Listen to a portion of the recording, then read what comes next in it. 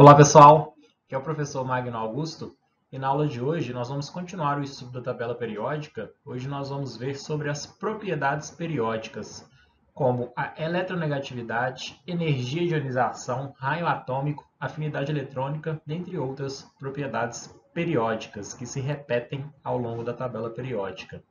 Compreender essas propriedades dos elementos químicos de acordo com a sua posição na tabela periódica vai ser super importante em uma série de situações na química, como por exemplo para entender as ligações químicas, se vai ser covalente, iônica, metálica, entender a formação das diversas substâncias que existem, dentre outras situações. Então, antes de iniciarmos essa aula, eu gostaria de pedir para vocês darem um like nesse vídeo, se inscreverem no meu canal, também deixarem sugestões aí para que eu possa melhorar o conteúdo desse vídeo para as próximas aulas. Então é isso, pessoal. Bora lá, vamos começar a aula de hoje. Entre as propriedades periódicas, pessoal, as que se destacam, as mais importantes, é o raio atômico, que ele vai crescer da direita para a esquerda na tabela periódica e de cima para baixo. A afinidade eletrônica, as que, assim como a energia de ionização e a eletronegatividade, vão crescer da esquerda para a direita na tabela e de baixo para cima. Então, nós vamos entender agora cada uma dessas propriedades periódicas. Pessoal, começando a falar então sobre o raio atômico. O raio atômico ele representa a distância entre o centro do núcleo de um átomo e a camada mais externa da eletrosfera, que é chamada aí a conhecida camada de valência, né? Então, esse raio, a partir do centro do átomo, é o mesmo raio de uma esfera, né? Considerando o átomo uma esfera, vai ser do centro do átomo até a sua camada mais externa que está preenchida ali. Esse seria o tamanho do átomo. E como que se obtém, né? O raio atômico é utilizada uma técnica aí, que é a difração de raio-x, para se obter essa medida. No caso da difração de raio-x, são incididos aí os raios-x, que eles têm um comprimento de onda que é próximo ao tamanho aí da escala atômica. Então, a partir de alguns cálculos com algumas equações, é possível estimar a distância entre os núcleos de dois átomos. A partir disso, dividindo essa distância entre o núcleo dos dois átomos por 2, você tem uma estimativa aí que é bem próxima do raio atômico, né? Que é o raio do átomo. Como que o raio atômico, pessoal, ele vai variar na mesma família, que é no mesmo grupo, né? No mesmo grupo ou na mesma família, o raio atômico ele vai aumentar de cima para baixo, devido ao aumento aí do número de níveis ou camadas eletrônicas. Nós vimos lá que na tabela periódica, cada período está relacionado a uma camada eletrônica, a um nível energético. Então, à medida que você vai avançando nos períodos, de cima para baixo na tabela, o átomo ele vai ficando cada vez com mais camadas preenchidas, né? Fazendo com que ele fique cada vez maior. Comparando aqui o átomo de hidrogênio com o de lítio com o de sódio, o átomo de hidrogênio só tem elétrons na primeira camada, do lítio já tem elétrons na segunda e do sódio até a terceira camada. Então, qual elemento aí seria maior? No caso, o sódio é maior com o lítio que é maior do que o hidrogênio.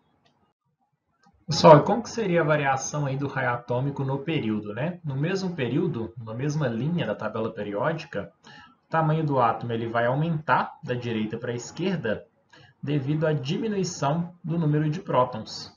Nesse sentido que diminui a força de atração sobre os elétrons. Essa força de atração é a carga nuclear efetiva, tá? O tanto que o núcleo ali, as cargas positivas presentes nos prótons, estão atraindo os elétrons. Você pensar no mesmo período da tabela, pensar o contrário do que foi dito ali, né? Da esquerda para a direita. Da esquerda para a direita, pessoal, o número atômico ele está aumentando, né? Os elétrons eles estão ali na mesma camada, então não é isso que vai influenciar no tamanho do átomo, mas no mesmo período, mesma camada, o número atômico dos átomos está aumentando da esquerda para a direita, a carga nuclear efetiva vai ficar mais forte, ou seja, o núcleo ele vai atrair mais o elétron, fazendo com que ele diminua o seu tamanho. É o caso aqui de você comparar o potássio com o cálcio com o escândio. O escândio ele tem o menor tamanho, porque ele está no mesmo período que o potássio e o cálcio, só que ele tem uma maior carga nuclear, um maior número atômico. Ou seja, essa maior quantidade de prótons ali vai gerar uma maior carga nuclear efetiva, fazendo com que o átomo fique menor. Por isso que, no mesmo período, se você olhar da esquerda para a direita, o tamanho do átomo está diminuindo. Agora, se você pegar da direita para a esquerda, ele vai estar aumentando o tamanho do átomo, que é dado pelo raio atômico, né? Esse gráfico aqui ele mostra a variação do raio atômico, que está aqui no eixo Y, versus o número atômico, à medida que você vai andando aí na tabela periódica, né? Começando lá do hidrogênio até o hélio, diminui um pouco, porque está no mesmo período. Agora, quando você salta para outra camada eletrônica, quando você está indo de cima para baixo na tabela periódica, o átomo ele aumenta, né? Então tem um salto aqui até chegar no lítio. Do lítio, que está aqui nessa posição na tabela periódica, até o hélio, até o neônio, que seria aqui no segundo período, você pode perceber que você está passando aí da esquerda para a direita na tabela periódica, ou seja, o raio ele vai diminuindo. À medida que passa para outra camada, outro período da tabela periódica, dá mais um salto, porque aumenta, depois diminui de novo por causa da variação do raio atômico no período, como foi explicado no slide anterior. Passa para a próxima camada, aumenta o raio, depois diminui. E assim vai fazendo, né? Movimento de zigue-zague, sobe quando passa de uma camada para outra, depois diminui por causa da variação no período. Sobe, depois diminui. E assim por diante, tá? Vocês podem observar aí nesse gráfico. Essa imagem aqui da direita, ela mostra aí, dá uma noção do tamanho dos átomos, né? De acordo com a posição deles na tabela periódica. Você pode ver que esse átomo aqui, que está mais à esquerda, na parte inferior da tabela periódica, ele é o maior átomo, né? Tem maior raio atômico, enquanto que o elemento que está na parte superior direita da tabela é o que teria o menor raio atômico. Ok? Agora falando sobre energia de ionização, que é a energia necessária para se remover um ou mais elétrons de um átomo isolado no estado gasoso. Então, a energia que vai ser necessária para poder arrancar um elétron ali da camada de valência, né? Do nível mais externo. Então, representando aqui uma equação química da energia de ionização, você tem um átomo no estado gasoso, mais a energia de ionização, é formado um cátion, estado gasoso, mais o elétron. Então, é a energia que você gasta para poder retirar um elétron do átomo no estado gasoso. Como que vai variar a energia de ionização na tabela periódica? Ela varia de baixo, ela cresce, né? De baixo para cima e da esquerda para a direita. Porque quanto maior o tamanho do átomo, menor vai ser a energia de ionização. Por isso que a tendência de crescimento é inversa à que nós vimos em relação ao raio atômico. Porque se o átomo for grande, pessoal, o último elétron aqui da última camada, ele vai estar sofrendo menos ação do núcleo. Está sendo menos atraído pelo núcleo, né? Então vai ser mais fácil arrancar esse elétron que está mais externo, que está na camada, está mais distante do núcleo, do que arrancar um elétron de um átomo menor que está bem próximo do núcleo. Nesse caso, a carga nuclear efetiva vai ser bem maior. Por isso, a energia de ionização é o inverso, varia de forma inversa ao raio, né? Então, aqui, ó, numa mesma família, que seria numa mesma coluna, né, no mesmo grupo da tabela periódica, a energia de ionização ela aumenta de baixo para cima, que é o contrário, o sentido contrário agora do que nós vimos do raio atômico. E no caso, no período, a energia de ionização vai aumentar da esquerda para a direita. Se você for pensar da esquerda para a direita ali no período, o número atômico está aumentando, a carga nuclear efetiva está ficando cada vez maior.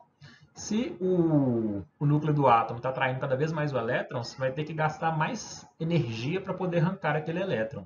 Por isso que a energia de ionização ela cresce da esquerda para a direita no período. Em relação ao gráfico e agora de energia de ionização no eixo Y versus número atômico vai ser o inverso do que nós vimos lá para o raio atômico, né? Então, quando você salta de uma camada eletrônica para outra, está ficando mais distante o elétron que você vai arrancar. Está menos suscetível aí à ação do núcleo. Então, a energia de ativação, desculpem, a energia de ionização, ela vai ficando, ela cai, né? Por exemplo, nesse gráfico aqui, ela cai. Agora, no período, ela vai aumentando de novo. Depois, passa de camada, ela volta a cair.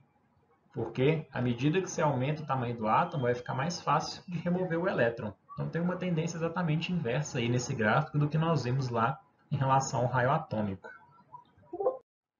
Aquele gráfico que nós vimos no slide anterior, pessoal, é em relação à primeira energia de ionização. Só que você pode arrancar mais elétrons, né? Arranca um, seria a primeira energia de ionização. Arranca o próximo, segunda energia de ionização. Arranca o terceiro, terceira energia de ionização e assim por diante. E cada vez que você vai arrancando elétrons, a energia para você arrancar o elétron ela aumenta. Ou seja, a primeira energia de ionização sempre vai ser menor que a segunda energia de ionização, que vai ser menor ainda do que a terceira energia de ionização. Porque aqui, ó, ao se retirar elétrons, o que vai ocorrer?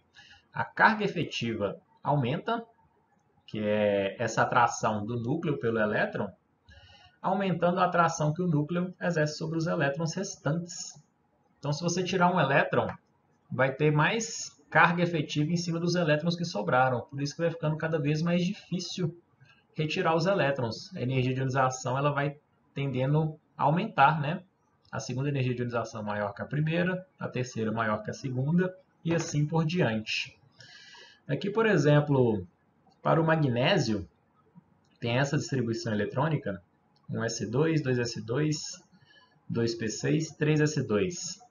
A primeira energia de ionização, pessoal, para poder retirar um elétron, vocês podem ver aqui que é de 738 kJ por mol. Para poder retirar o segundo elétron,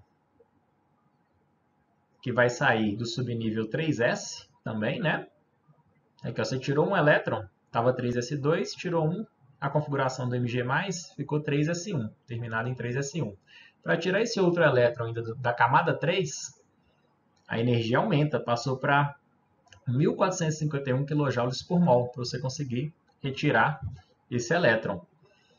Se fosse para tirar mais um, daria um salto bem grande na energia de ionização. Seria uma energia de ionização em torno de 5.000, 10.000, teria, não sei exatamente o valor, mas um salto grande. Por quê? Porque você retiraria o próximo elétron da outra camada eletrônica. Quando tem um salto de camada, você está retirando os elétrons e o próximo elétron você vai retirar da outra camada eletrônica, geralmente você vai observar um salto bem significativo aí na energia de ionização. Agora, falando um pouco sobre a eletronegatividade, ela é a força de atração exercida sobre os elétrons de uma ligação. Então, quanto maior a eletronegatividade de um elemento, mais ele vai puxar os elétrons para si, com mais força. Quanto maior a sua eletronegatividade. E ela também vai ter uma variação, uma tendência inversa ao do raio atômico na tabela periódica. Por quê? Quanto menor o tamanho do raio atômico, maior será essa força de atração, pois a distância núcleo-elétron da ligação é menor. A mesma ideia lá que nós vimos sobre energia de ionização, né? Também se aplica à eletronegatividade. Quanto menor o átomo, maior a sua eletronegatividade, porque o elétron, o núcleo, vai ter uma maior influência ali nos elétrons para poder puxar para si.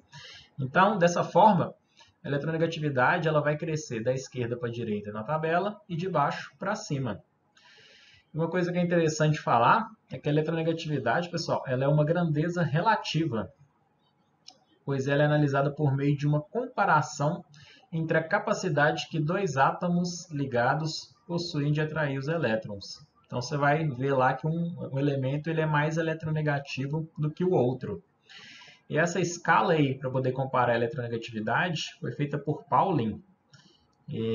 Pode-se construir na tabela uma escala aí de eletronegatividade, né, de forma que os elementos que estão mais à esquerda da tabela periódica apresenta uma baixa eletronegatividade, mais ao centro, um médio valor de eletronegatividade, e mais à direita da tabela periódica, um elevado valor de eletronegatividade, que acompanha aí a tendência que nós vimos, né?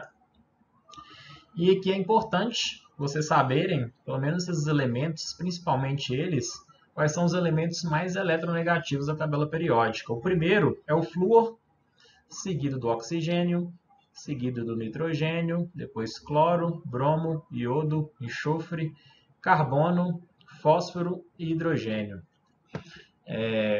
Uma frase aí que é bastante utilizada para poder gravar isso seria: fui ontem no clube, briguei e saí correndo para o hospital.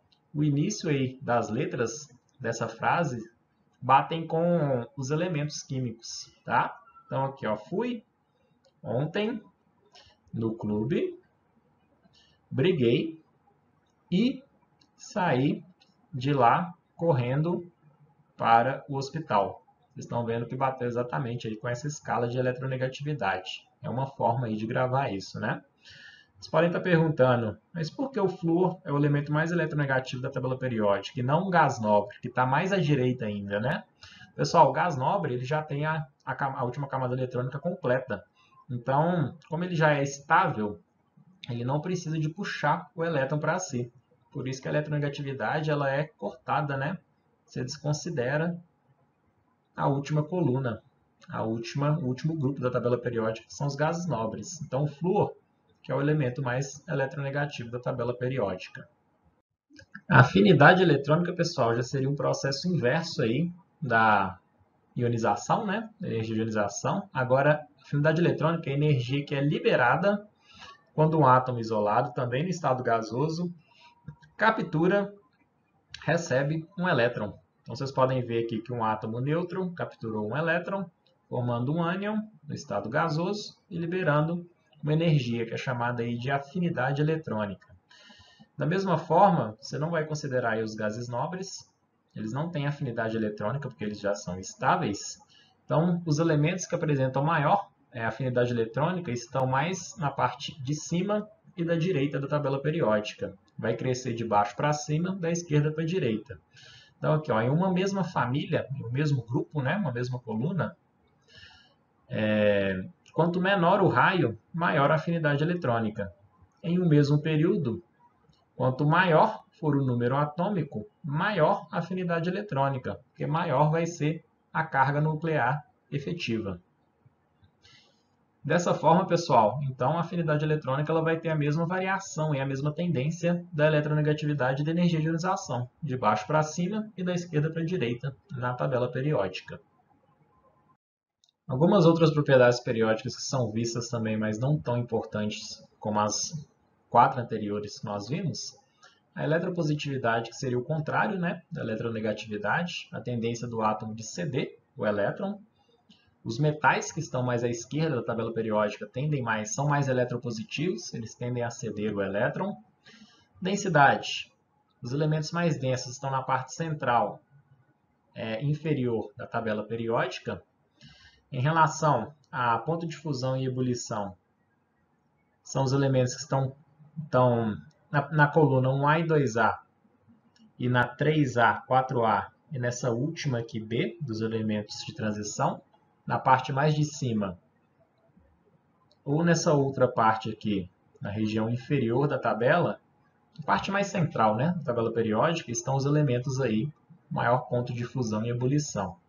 Em relação à reatividade, estão mais deslocados aqui, ou para essa região dos elementos que têm elevada eletronegatividade, ou na região dos elementos que estão muito eletropositivos. Ok? Pessoal, então um exercício aí para a gente treinar. De acordo com a tabela periódica e conhecendo a variação das propriedades periódicas, responda. Indica o metal alcalino terroso de maior raio. Alcalino terroso, família 2A, né, pessoal? Segunda coluna da tabela periódica. O elemento que está mais abaixo, mais à esquerda, então. Como é na mesma família, o elemento está mais na parte inferior da tabela. No caso aqui seria o rádio. Seria o elemento alcalino terroso de maior raio. Indica o calcogênio de menor raio. Calcogênio é a família 6A, que é a do oxigênio, o próprio oxigênio é o que tem o menor raio, porque o raio ele vai crescer de cima para baixo. Então, o elemento que está mais acima é o que tem o menor raio, né? No caso aqui, o oxigênio. Indica o elemento do segundo período de maior raio. Segundo período, segunda linha aí da tabela periódica, pessoal, o elemento que tem o maior raio vai ser o que está mais à esquerda dessa linha do segundo período, que no caso é o lítio, ok? Porque nós vimos lá que o raio ele vai diminuir da esquerda para a direita, então de maior raio seria o lítio. Indica o metal alcalino terroso, que apresenta a menor primeira energia de ionização. Então, o metal alcalino terroso ainda está na família 2A, que apresenta a menor energia de ionização, vai ser o de maior raio, né? Que no caso é o rádio de novo, né? O Ra. E qual é o halogênio de maior eletronegatividade? A eletronegatividade, ela varia, ela cresce de baixo para cima, da esquerda para a direita. O halogênio, que é a família 7A,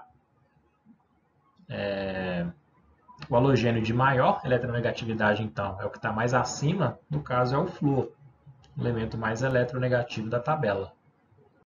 Questãozinha do Enem de 2010, está falando o seguinte: o cádmio presente nas baterias pode chegar ao solo quando esses materiais são descartados de maneira irregular no meio ambiente, ou quando são incinerados. Diferentemente da forma metálica, os íons CD2+, são extremamente perigosos para o organismo, pois eles podem substituir os íons Ca2+, ocasionando uma doença degenerativa nos ossos, tornando-os muito porosos e causando dores intensas nas articulações. Podem ainda inibir enzimas ativadas pelo cátion Zn2+, que são extremamente importantes para o funcionamento dos rins. A figura mostra a variação do raio de alguns metais e seus respectivos cátions. Então tem as informações aí de raio de cada um dos metais e dos cátions, né? Com base no texto, a toxicidade do cádmio, que é o CD, em sua forma iônica, CD2+, né? Está falando aqui do CD2+, é consequência desse elemento. Pessoal, se você observar na imagem aqui, você vai perceber que o CD2+, ele apresenta um raio bastante próximo ao do cálcio 2+. Por isso que ele é tão perigoso, né? Que ele consegue substituir os átomos de cálcio, os íons Ca2+. Então é isso, a resposta então seria a letra C aqui. Por que o cádmio ele é tão tóxico? Ele possui raio e carga relativamente próximos aos de íons metálicos que atuam nos processos biológicos, causando interferência nesses processos. No caso do Ca2+, o cádmio ele também apresenta carga 2+, assim como o cálcio 2+, além disso, apresenta um raio atômico bem próximo, nesse caso um raio iônico, né? Estamos falando aí de íons. Isso que favorece, então, o CD2+, substituir o Ca2+, no organismo e ter essa toxicidade. Então, resposta, letra C. Mais uma questão do Enem agora de 2017. No ar que respiramos existem os chamados gases inertes. Trazem curiosos nomes gregos que significam o novo, o oculto, o inativo. E de fato são de tal modo inertes, tão satisfeitos em sua condição, que não interferem em nenhuma reação química. Não se combinam com nenhum outro elemento e justamente por esse motivo ficaram sem ser observados durante séculos. Só em 1962, um químico, depois de longos e engenhosos esforços, conseguiu forçar o estrangeiro, que é o xenônio, o gás nobre xenônio, a combinar-se fugazmente com flúor, ávido e vivaz, e a façanha pareceu tão extraordinária que lhe foi conferido o prêmio Nobel. Qual propriedade do flúor, pessoal, justifica sua escolha como reagente para o processo mencionado? Nós vimos lá que o flúor ele apresenta o elemento mais eletronegativo da tabela. Por isso que, utilizando o flúor, mesmo um gás nobre que não tende já estável, esse químico ele conseguiu fazer um composto de flúor com xenônio, devido à elevada eletronegatividade do flúor. Então, letra C. Como atividades dessa aula, então, gostaria que meus alunos fizessem os exercícios da semana 3 do PET volume 4. Quantos exercícios acharem melhor da lista de exercícios PET volume 4? Vocês podem utilizar, meus alunos, aí, o aplicativo Conexão Escola e o Google Classroom para poder fazer contato comigo. Quem não for meu aluno pode mandar um direct lá no Instagram, que é professor Magno Augusto. ou então deixar comentários aqui no vídeo do YouTube para fazer contato comigo e tirarem suas dúvidas. Então é isso, pessoal. Agradeço vocês por assistir essa aula, espero que essa aula tenha sido útil para vocês. Me sigam lá no meu Instagram, Professor Magno Augusto. E obrigado. Até mais, se cuidem, até a próxima aula. Tchau para vocês.